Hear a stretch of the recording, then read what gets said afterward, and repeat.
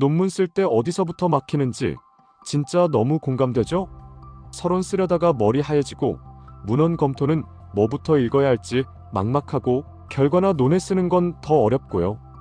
이럴 때 누가 좀 대신 써줬으면 좋겠다 이런 생각 들잖아요. 근데 요즘은요? 그런 게 진짜 가능해졌어요. 논문을 대신 써주는 건 아니지만 논문 각 섹션별로 정말 똑똑하게 도와주는 친구가 생긴 거예요. 바로 AI예요. 이번 영상에서는 AI를 어떻게 논문 작성의 비서이자 조력자로 활용할 수 있는지를 한 섹션씩 알려줄게요.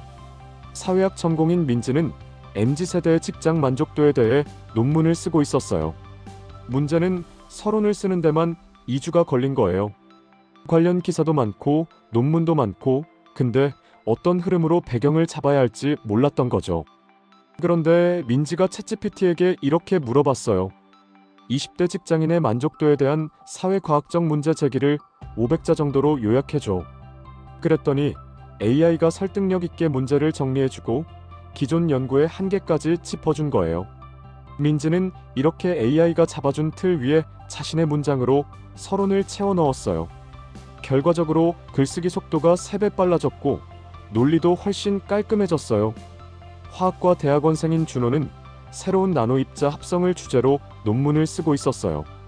문제는 실험 방법을 설명하는 부분이었는데요. 반복되는 표현이 너무 많고 변수 설명이 복잡했죠. 이때 준호가 AI에게 다음처럼 물어봤어요. 다음 실험 절차를 표로 요약하고 변수 정의를 깔끔하게 정리해줘. 그랬더니 실험 단계가 표로 정리되고 독립 변수와 종속 변수가 명확하게 정리된 거예요. 심지어 AI는 혹시 이 변수 간 상호작용을 추가로 검증해보는 건 어때요? 라는 제안도 해줬대요. 연구 아이디어도 덤으로 받은 거죠. 간호학을 전공한 소영이는 환자의 투약 순응도에 대한 연구를 하고 있었어요. 문헌 리뷰를 쓰는 파트에서 어려움을 겪었죠. 선행 연구는 많은데 각 논문마다 연구 대상이나 조건이 달라서 흐름을 잡기가 힘들었대요. 그래서 소영이는 10개의 주요 논문을 정리해서 AI에게 요약해달라고 했어요. 이 논문들에서 공통된 변수나 결론을 비교해줘. 그랬더니 AI가 키워드를 중심으로 군집을 나눠주고 어떤 논문은 대상이 고령자 중심인지 어떤 논문은 복약 시간을 다뤘는지 정리해줬죠. 덕분에 소영이는 문헌 검토 섹션을 체계적으로 쓸 수 있었고 지도 교수님에게도 칭찬받았어요. 무용학과의 세린이는 현대무용 공연의 관객 반응을 질적 분석하는 논문을 준비 중이었어요. 비디오 인터뷰, 공연 분석, 설문지 등 자료는 많은데 정리가 안 되는 게 문제였죠. AI에게 다음처럼 요청했어요. 이 인터뷰 문장을 요약해서 주요 반응 키워드를 정리해줘. 그랬더니 몰입, 신체적 긴장, 감정적 이입 같은 키워드로 정리가 된 거예요. 세린이는 그걸 기반으로 코딩하고 주제를 분류했어요.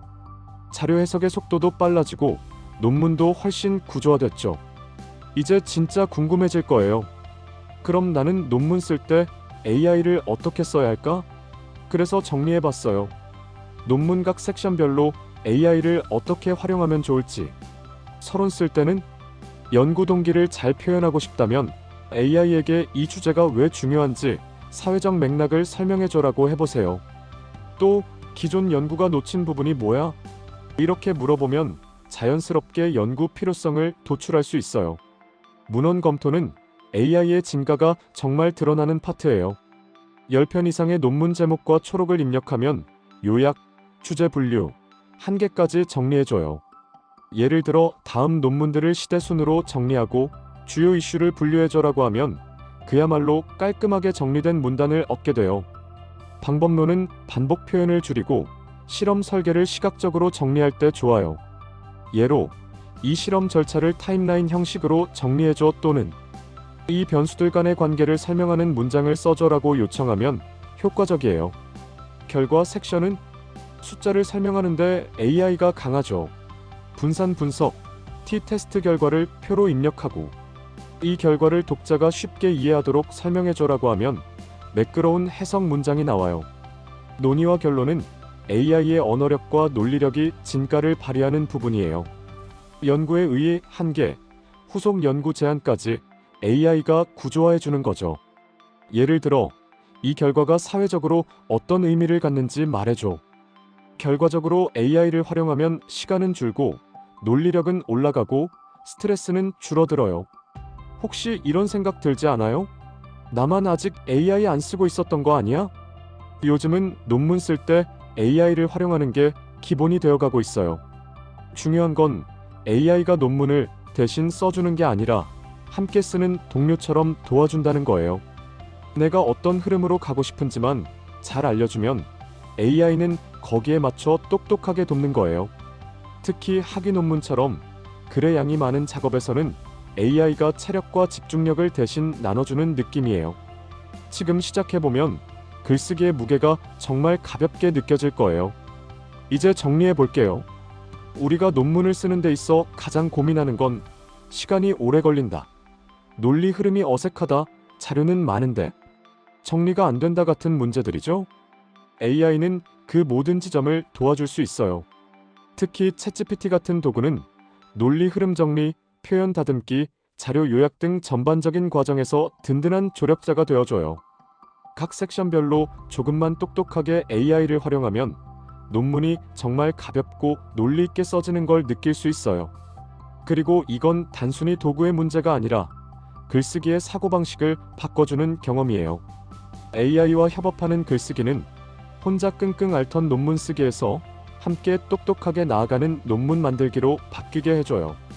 다음 영상에서는 AI한테 뭘 어떻게 물어봐야 제대로 도와줄 수 있는지 알려줄게요.